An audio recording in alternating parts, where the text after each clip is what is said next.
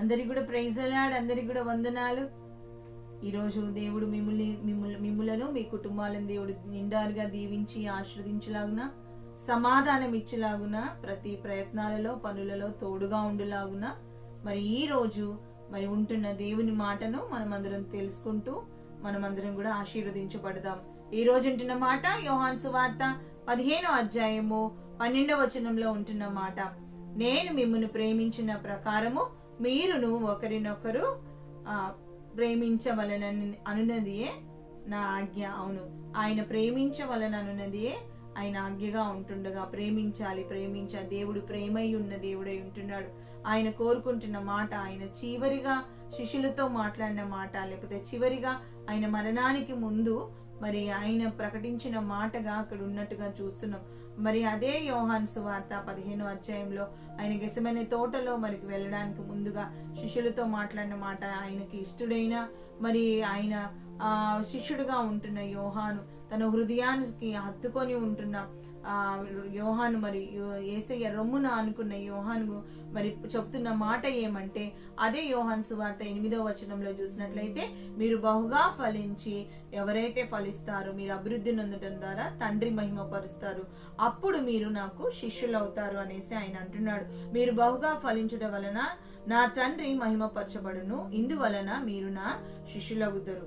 అవును, ఎప్పుడైతే మనం ఫలిస్తామో, అభివృద్ధి నొందుతామో, ఆశీర్వాదాలు మనం పొందుకుంటామో ఆయన శిష్యులు అవుతారని ఆయన చెప్పాడు. అవును, మనం ఎక్కువగా దీవించబడాలని, మనకి ఎక్కువగా ఆశీర్వాదాలు రావాలని, మనం ఎక్కువగా వర్ధిల్లాలని కోరుకుంటున్న, హృదయపూర్వకంగా కోరుకుంటున్న దేవుడై ఉంటున్నాడు.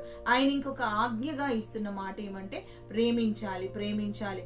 అవును, ఇది నా ఆజ్ఞ అని ఆయనే స్పష్టంగా చెప్తున్నాడు. ఆయన మరి 10 ఆజ్ఞలు మరి నిర్గమాకాండంలో చూసినట్లయితే ధర్మశాస్త్రంలో 10 ఆజ్ఞలుగా మనకి ఇవ్వబడింది. అదే కొత్త నిబంధనలోకి వచ్చినప్పుడు యేసయ్య ఎన్ని ఆజ్ఞలు ఉన్నప్పుడు ఆయన 2 ఆజ్ఞలుగా మార్చి, నిన్ను వలే నీ పొరుగువాన్ని ప్రేమించాలని, అంతేకాకుండా నీ పూర్ణ హృదయంతో, నీ పూర్ణ మనస్సుతో నీ దేవుడైన యెహోవాను సేవించాలని 2 ఆజ్ఞలుగా, ఒకటి దేవునికి సంబంధించింది, మరొకటి మరి పొరుగు వారికి సంబంధించిందిగా మనం చూస్తున్నాం. ఆయన మరణానికి ముందు కూడా, అంటే ప్రేమించడం, పొరుగువాన్ని ప్రేమించడం, నీ తోటి వారిని ప్రేమించడం ఎంత ప్రాముఖ్యమైందో, ఒకరినొకరు ప్రేమించుకోవడం ఎంత ప్రాముఖ్యమైందో ఆయన చెప్తున్నట్టుగా మనం చూస్తున్నాం. ఒక భక్తుడు అంటున్న మాట ఏమంటే, నీవు కనపడేవాన్నే, అంటే కనపడే దేవుని స్వరూపంలో, దేవుని పోలికలో దేవుని సేవ చేస్తున్న దైవ సేవకుని అంటే నువ్వు ప్రేమించకపోతే, నీ కనపడి నీ కొరకు ప్రయాసపడుతూ, నీ కొరకు వాక్యం బోధిస్తూ, నీ కొరకు అహర్నిశలు ప్రార్థన చేస్తూ, కన్నీళ్లు కారుస్తూ, నీ కొరకే జీవిస్తున్న దైవ సేవకుని ప్రేమించకపోతే, మరి కనపడని దేవుణ్ణి నువ్వు ఎలాగ ప్రేమిస్తావు? నువ్వు కనపడే దైవ సేవకులు ప్రేమిస్తేనే నువ్వు కనపడని దేవుని ప్రేమిస్తావు. అంటే నువ్వు దైవ సేవకుని ప్రేమిస్తే, అంటే పొరుగువాన్ని ప్రేమిస్తే నువ్వు దేవుని ప్రేమించినట్లే అనేసి ఇక్కడ ఉంటున్న మాటగా మనం చూస్తున్నాం. అవును, ఈ రోజుల్లో ఏం కొరవైందంటే, చాలా మందికి అన్నీ ఉంటున్నాయి అండి, అన్నీ ఉంటున్నాయి. ఏం తక్కువైందంటే చూస్తే అంటారు అన్నీ ఉంటున్నాయి. ఏమంటారు, నాకు తినడానికి తిండి ఉంది, ఉండడానికి ఇల్లు ఉంది, కట్టుకోవడానికి వస్త్రాలు ఉన్నాయి, ధరించడానికి అన్ని, అనుభవించడానికి అన్ని వసతులు ఉన్నాయి, నాకు లేదంటూ ఏది లేదు. కానీ ఒకటే లేదు, నాకు కావాల్సింది ఏంటంటే ప్రేమ. అవును, ఈరోజు ప్రేమ, ప్రపంచమంతా ప్రేమ చుట్టూ తిరుగుతుంది. ప్రపంచమంతా ప్రేమ అని అలమటించిపోతుంది. ఎవరు చూసినా యవనస్తులు ప్రేమ అంటారు, చిన్నవాళ్ళు ప్రేమ అంటారు, పెద్దవాళ్ళు ప్రేమ అంటారు. అసలు ఈ ప్రేమ ఎక్కడ దొరుకుతుంది? ఎవరి దగ్గర దొరుకుతుంది? ఎలా దొరుకుతుంది? నిజమే, అదొక భయంకరమైన, అంటే అది ఒక బాధాకరమైన విషయం. ప్రేమ చుట్టూ తిరుగుతున్నారు, ప్రేమ అంటున్నారు, కానీ ఎవరి దగ్గర ప్రేమే ఉండదు. ఒక కుటుంబంలో ఉంటారు, ప్రేమ ఉండదు. అన్నదమ్ములు అంటారు, ప్రేమ ఉండదు. అక్కజల్లులు అంటారు, ప్రేమ ఉండదు. అవును, అత్త కోడళ్ళు అంటారు, ప్రేమ ఉండదు. అవును, ఎన్నో కుటుంబాలు ఈ రోజుల్లో ఎందుకు వాళ్ళు దూరం అయిపోతున్నారు? భార్యాభర్తలు అంటారు, ప్రేమ ఉండదు. ఎందుకంటే ప్రేమ లేని స్థితి. అవును, ఈ రోజు దేవుడు నీకు అతి ప్రాముఖ్యమైన దాన్ని ఆయన ఇస్తున్నాడు. ఆయన మాట్లాడుతున్నాడు. ఇది ఒక ఆజ్ఞగా ఆయన ప్రకటిస్తున్నాడు. అవును, ప్రేమించే వ్యక్తిగా ఉండాలి, ఒకరినొకరు ప్రేమించే వారిగా ఉండాలి.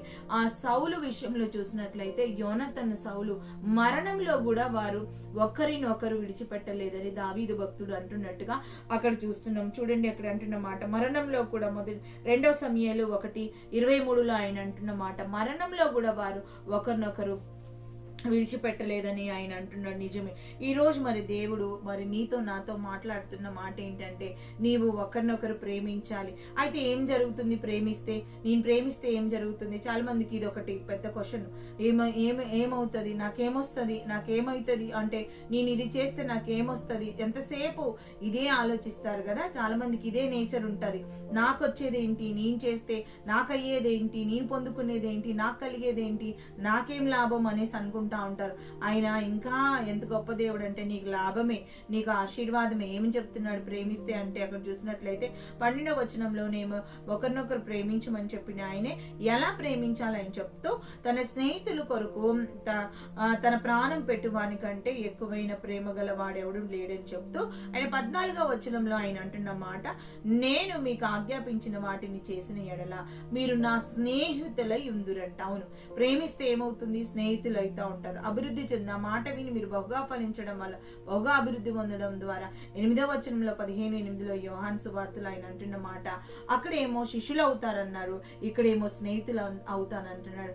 దేవునికే స్నేహితులయ్యే భాగ్యమును దేవుడిస్తున్నాడు. ఎవరైతే ప్రేమిస్తారో, అవును నీలో ప్రేమ ఉందా? అయితే నువ్వు ప్రేమ కలిగి ఉన్నావా? నువ్వు దేవుని స్నేహితుడు అంట. నువ్వు ఇతరులను చూసినప్పుడు, బాధలో ఉన్న వారిని చూసినప్పుడు, మరి దుఃఖంలో ఉన్న వారిని చూసినప్పుడు, వేదనలో ఉన్న వారిని చూసినప్పుడు, ఒంటరిగా ఉన్న వారిని చూసినప్పుడు, విధవరాలను చూసినప్పుడు, అనాథలను చూసినప్పుడు, మరి అనారోగ్యంతో ఉన్న వారిని చూసినప్పుడు నీకు ప్రేమ కలుగుతుందా? ఎలాంటి ప్రేమ కలిగి ఉన్నావు? నీ ప్రేమ ఎలాగ ఉంది? లోకరీతి ప్రేమ కలిగి ఉన్న వ్యక్తిగా ఉంటున్నావా? దైవిక ప్రేమ దైవిక ప్రేమ కపటం లేనిదిగా ఉంటుంది, కల్మషం లేనిదిగా ఉంటుంది. అగాపే ప్రేమ అది అంతులేనిది. అది దాంట్లో ఎంత ప్యూరిటీ అంటే, చూడండి ఏమంటారు, నెయ్యి అమ్మేటప్పుడు ఇది ప్యూర్ నెయ్యి, చూడండి ఎంత స్మెల్ వస్తుంది అంటే వారి ప్రవర్తనలో తెలిసిపోతుంది. ఆ దేవుని ప్రేమ మనుషుల ప్రేమతోటి, మనకు మనుషుల ప్రేమ అన్ని ప్రేమలకి ఒకటే ప్రేమ అంటారు, కానీ అలా కాదు. దేవునికి మనుషుల్ని ప్రేమించే ప్రేమ అగాపే ప్రేమ అంటారు. అవును నిజమే.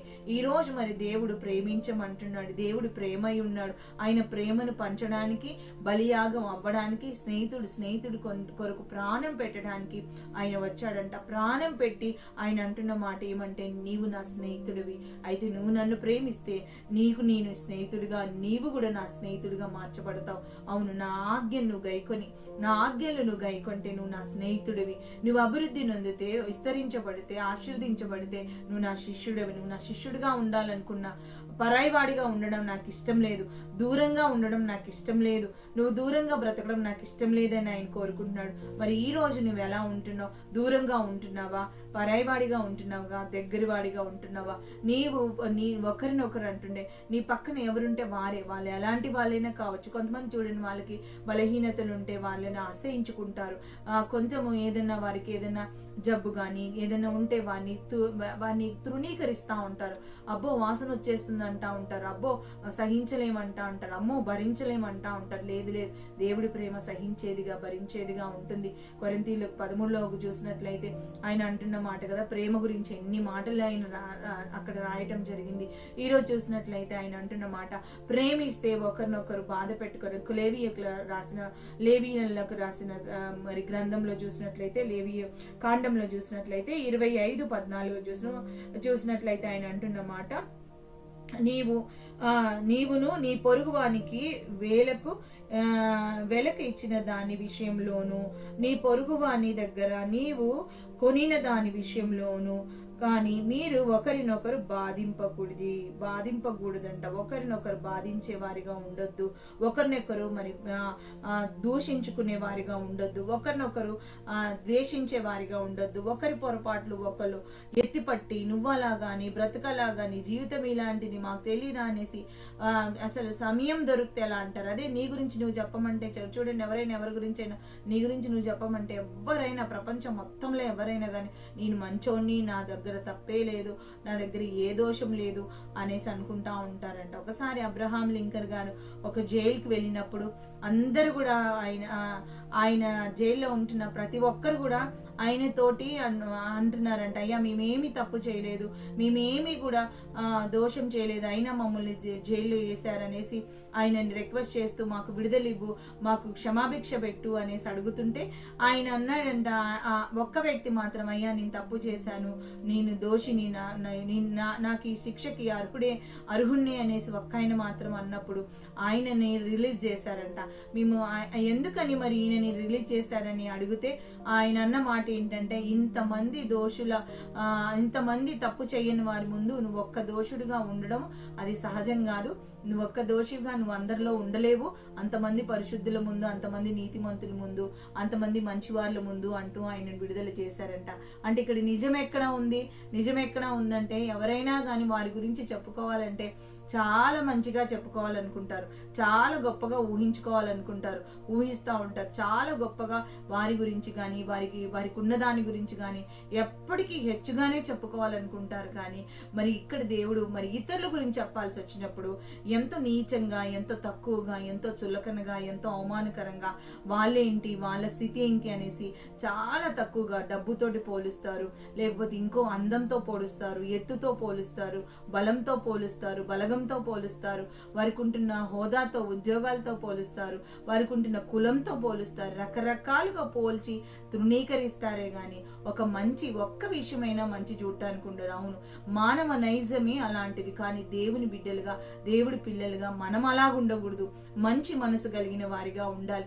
మన చూపు కూడా విజన్ కూడా ఎలా ఉండాలంటే మంచి దృష్టితో చూసే వారిగా ఉండాలి. పొరుగువారు అయ్యో పాపం, అదే బాధ నాకొస్తే, అదే కష్టం నాకొస్తే, అదే పరిస్థితుల్లో నేనుంటే అని అర్థం చేసుకోవాలి. కానీ ఎంతసేపు దూషించే వారిగా ఉండాలి. ఎవరు నీ వారు ఒకరినొకరు ఆయన అంటున్నాడు, ఒకరినొకరు ప్రేమించాలి. ఒకరినొకరు ఏం చేయాలంటే ఒకరినొకరు మరి ఆజ్ఞ, ప్రేమించడంలోనే ఆజ్ఞ. ఒకరికొకరుకు ఏంటంటే స్నేహితుడు ఆ ఒక్కరు ఎవరంటే పక్కన ఉన్న వారిని స్నేహితుడిగా నువ్వు స్వీకరించాలంట. అందుకే నేను అంటున్న మాట చూసినట్లయితే ఫిలిప్పీలకు ఎఫెసీకి రాసిన పత్రిక 4:32 ఆయన అంటున్న మాట, ఆయన ఏమంటున్నాడు, ఒకని ఎడల ఒకడు దయ కలిగి కరుణ చూపు వాడై ఉండి క్రీస్తునందు దేవుడు మిమ్మును క్షమించిన ప్రకారం మీరును ఒకరినొకరు క్షమించుకోవాలి. ఒకరినొకరు మరి ప్రేమించమలనే ఆజ్ఞ.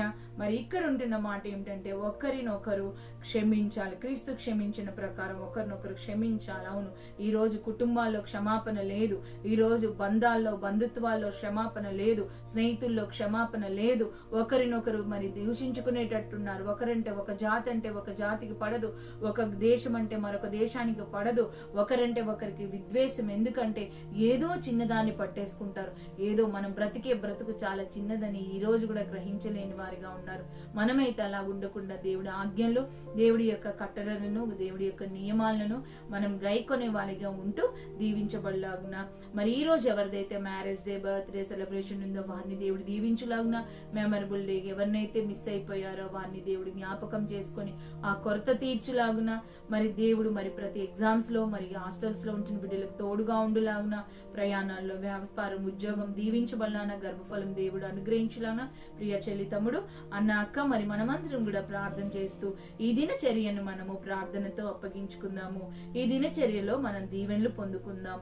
అట్టి కృప దేవుడు అనుగ్రహించలాగున ప్రార్థన చేసుకుందాం. స్తోత్రం యేసయ్యా, గొప్ప దేవా, రక్షకుడా, విమోచకుడా, నమ్మదగిన దేవా, ఆశ్చర్యకడా, నీ కొందనాలు, స్తుతులు, స్తోత్రాలు ప్రభా. ఏమిచ్చి నీ రుణము తీర్చలేమని ప్రభా నీ పాదాలు పట్టుకుంటున్నాం తండ్రి. నీ కొందనాలు, స్తుతులు, స్తోత్రాలు ప్రభా. అయ్యా నీ కొందనాలు ప్రభా. ఈ రోజున ప్రభా అయ్యా నాయన నిన్ను ప్రేమించాలి ప్రభా, నిన్ను మాత్రం ప్రేమిస్తున్నాం గాని ప్రభా అయ్యా మేము ఒకరినొకరు నాయన ప్రేమించుకోలేకపోతున్నాం ప్రభా. ఒక్క కుటుంబంలో ఉంటున్నాం గాని ప్రభా ఒక్క కుటుంబంలో ఐక్యత లేకుండా ఉంటుంది ప్రభా. అయ్యా అలాగా సాతానుగాడు చేస్తుండగా, ప్రేమ లేకుండా చేస్తుండగా ప్రభా విడుదల దయచేయమని ప్రభా. స్నేహితుడు కొరకు ప్రాణం పెట్టినట్టు ప్రభా